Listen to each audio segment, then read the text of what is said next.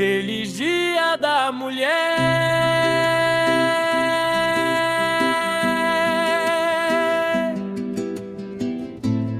Que nunca te falte força para lutar, coragem para recomeçar e amor para acreditar que você pode ir muito mais longe do que imagina. O mundo é mais bonito por causa da sua existência.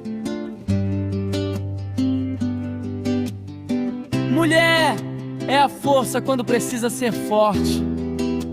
Amor, quando o mundo precisa de carinho e coragem para nunca desistir. Hoje celebramos a beleza que não está apenas no rosto, mas na alma, na coragem, na fé e na capacidade de transformar o mundo todos os dias. Feliz Dia da Mulher.